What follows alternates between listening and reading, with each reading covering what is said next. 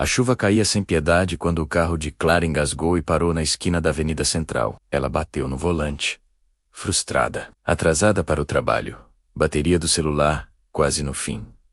O dia já começava mal. Foi quando ela viu uma luz. Oficina São Miguel. Entrou correndo, encharcada, e pediu ajuda. Atrás do balcão, um homem de braços fortes, coberto de graxa, levantou o olhar.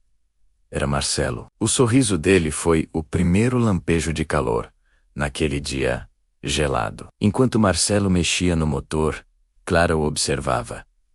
Nervosa, ele falava pouco, mas o olhar era direto, firme. O som das ferramentas misturava-se ao cheiro de gasolina e ao perfume caro de Clara, criando um contraste quase proibido. Quando Marcelo deu a partida, o carro ronronou como novo. Pronto, ele disse, mas a senhora devia revisar o sistema elétrico todo. Ela sorriu, agradeceu e deixou um cartão de contato. Caso o carro dê problema de novo, justificou. Mas os dois sabiam, no fundo, que aquele número era um convite para algo mais. Naquela noite, o celular de Clara vibrou. Oi, aqui é o Marcelo da oficina. Só para saber se o carro está bem. O coração dela acelerou. Tá ótimo. Obrigada.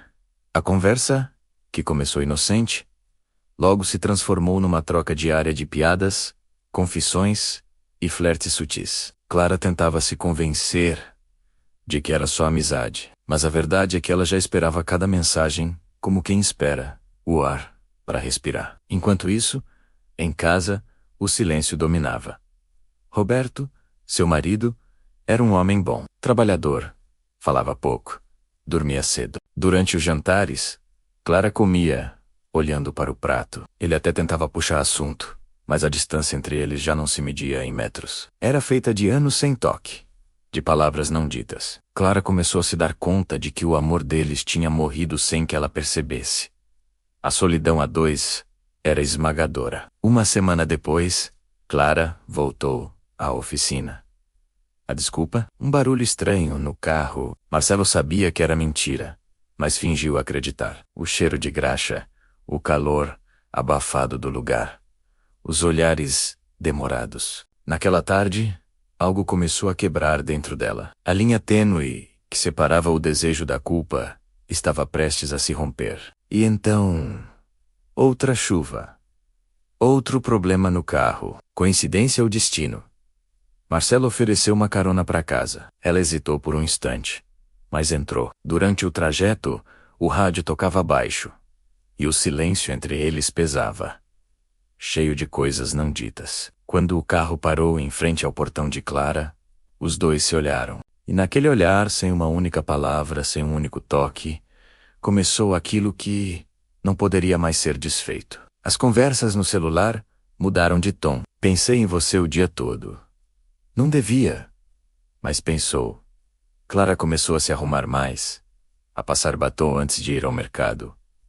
Roberto não notava, ou, talvez, fingisse não notar. A indiferença dele era como um empurrão para os braços de outro. Na terceira visita à oficina, quando Marcelo foi entregar a chave, ele segurou a mão dela. Foi um gesto rápido, quase imperceptível, mas foi o suficiente para incendiar o ar. Ela recuou, assustada com a própria reação. Mas à noite, deitada na cama, a sensação daquele toque ainda queimava em sua pele. E pela primeira vez, ela sonhou com ele.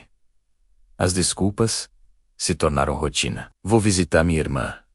Tenho reunião de pais. Preciso passar no mercado. Cada mentira era uma nova rachadura no seu casamento. E cada vez que Clara via Marcelo, o abismo entre ela e Roberto se tornava maior, mais profundo. O caminho de volta parecia cada vez mais impossível. O primeiro encontro escondido aconteceu no depósito da oficina, entre o cheiro forte de óleo e metal. Nada aconteceu além de um abraço, mas aquele abraço foi o suficiente para selar o pecado. Depois, Clara chorou de culpa. Marcelo também se sentiu mal, mas no dia seguinte, a troca de mensagens recomeçou. Como um vício que nenhum dos dois conseguia largar. Um dia, Marcelo deu a ela um presente, um chaveiro simples, com o símbolo de um carrinho antigo. "Para você lembrar de mim", ele disse. Clara o guardou como se fosse a joia mais preciosa do mundo. Mal sabia ela que aquele pequeno objeto seria a sua ruína. Aos poucos, Roberto começou a estranhar. Clara sorria sozinha para o celular. Andava sempre distraída. Apagava mensagens rápido demais. Uma noite, ele finalmente perguntou, com a voz calma: "Tem alguma coisa que eu deva saber?" Clara negou com a cabeça, mas o tremor em sua voz era uma confissão silenciosa. A consciência de Clara se tornou um sussurro constante em sua mente. Ela evitava o próprio reflexo no espelho.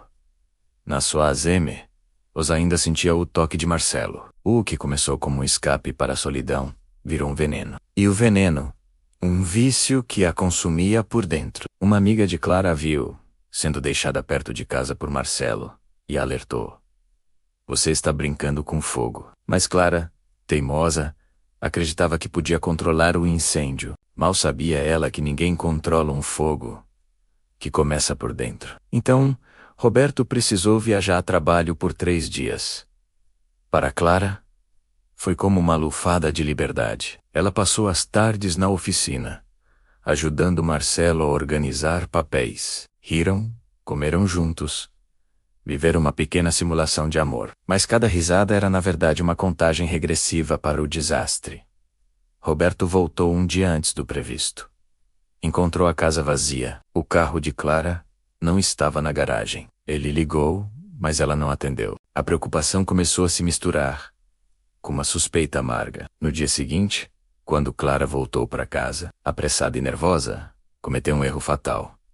Esqueceu o chaveiro que Marcelo lhe deu no sofá. Roberto o encontrou. No verso, havia uma inscrição gravada: "Para você não se perder de mim." O coração dele gelou.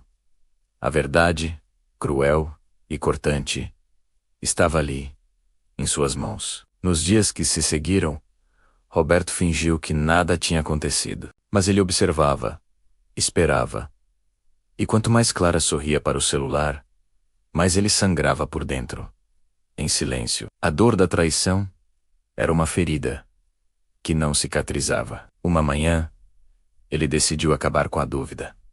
Seguiu o carro dela. O destino era o que ele mais temia.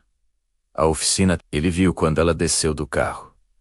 Viu quando Marcelo a recebeu com um abraço familiar, íntimo. Ele não precisou ver mais nada. O mundo de Roberto desabou. Naquela noite, Clara voltou para casa e encontrou Roberto sentado na sala, em silêncio, com um pequeno chaveiro nas mãos. Ele não gritou, não chorou, apenas perguntou, com a voz vazia: "Desde quando?" Ela tentou explicar, se justificar, mas não havia palavras que pudessem consertar o que estava quebrado. Só havia lágrimas.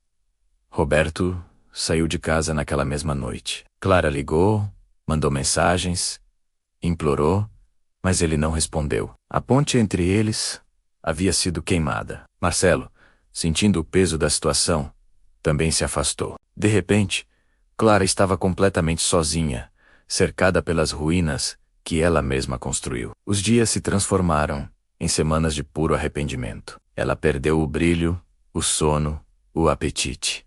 E, ironicamente, seu carro parou de funcionar de novo. Mas desta vez, ela não procurou a oficina. Uma manhã, Roberto voltou. Não para ficar, mas para pegar o resto de suas coisas. Sobre a mesa, encontrou um envelope. Dentro, estava o chaveiro e um bilhete simples: "Nada conserta o que eu quebrei." Naquela mesma tarde, a notícia correu pela cidade. Um carro havia perdido o controle na estrada e caído na ribanceira. Era o carro de Clara. O mesmo carro que deu início a tudo. No enterro, Roberto segurava o chaveiro com força, um símbolo de tudo que foi perdido. De longe, Marcelo observava. O rosto pálido, consumido pela culpa. A chuva caía outra vez, como no primeiro dia, e naquele som de gotas e motores distantes, parecia que o mundo inteiro chorava por ela.